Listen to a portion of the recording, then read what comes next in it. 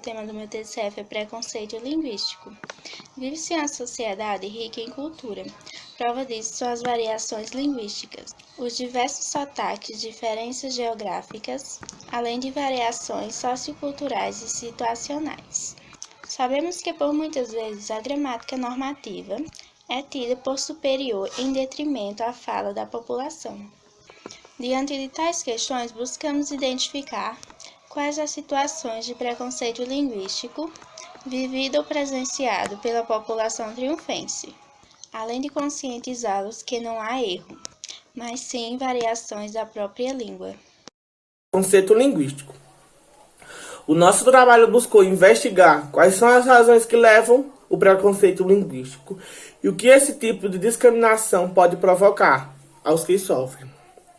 O nosso objetivo específico são identificar o número de pessoas que abandonam seus estudos, discutir com os malefícios que o preconceito linguístico traz para quem sofre, compreender as causas do preconceito linguístico, explanar quais os tipos de variações linguísticas que existem, investigar qual a influência da escolaridade nas variações linguísticas.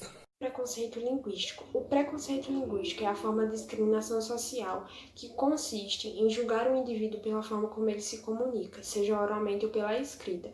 O parâmetro desse julgamento é a chamada norma culta. Quanto mais longe dela, mais criticado e rebaixado é o falante. Dizemos que o preconceito linguístico é social, porque no país, educação e renda estão interligados. Se a criança não frequenta a escola, é porque geralmente sua família vive em condições extremas de pobreza. Ela não terá acesso à ciência e nem a esta norma curta, o que a deixará mais afastada de exercer plenamente a sua cidadania.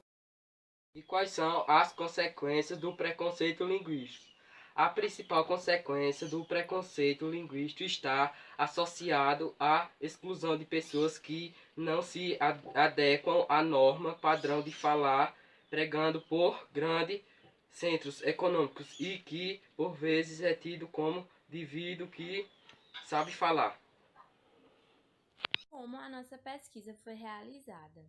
Aplicamos um questionário a 25 moradores da cidade de Triunfo e foram realizadas as seguintes perguntas: qual a sua cidade, onde você mora e qual o seu grau de escolaridade? Você já sofreu algum tipo de preconceito? E qual foi a sua reação diante de uma situação de preconceito linguístico, ou seja, ao observar ou sofrer com esse preconceito, o que você fez?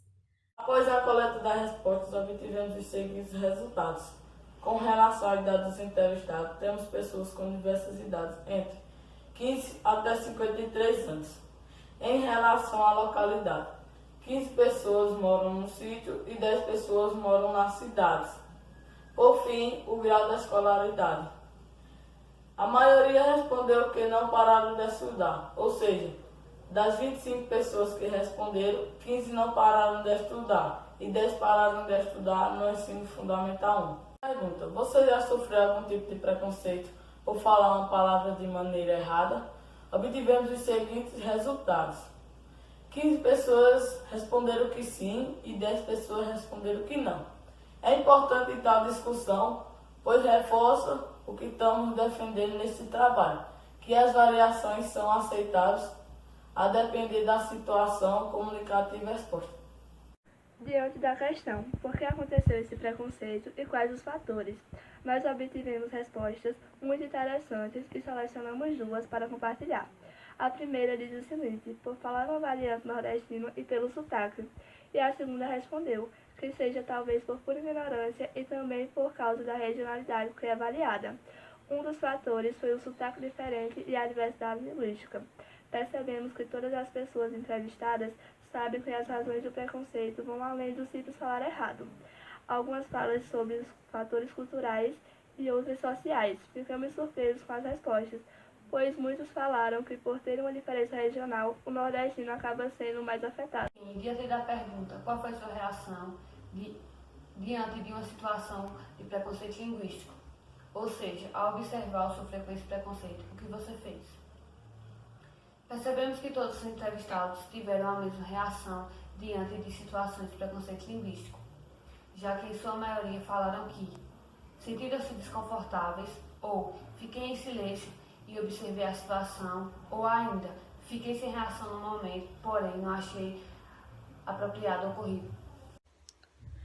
Por fim, aprendemos que esse trabalho que é importante conscientizar a população desde muito cedo, principalmente nas escolas, com atividades que mostrem a importância da pluralidade linguística e cultural. Percebemos então que esse trabalho nos trouxe grande conhecimento a esse respeito. E deixamos como mensagem final o que Marcos Bagno costuma falar: preconceito e discriminação aumenta o preconceito social.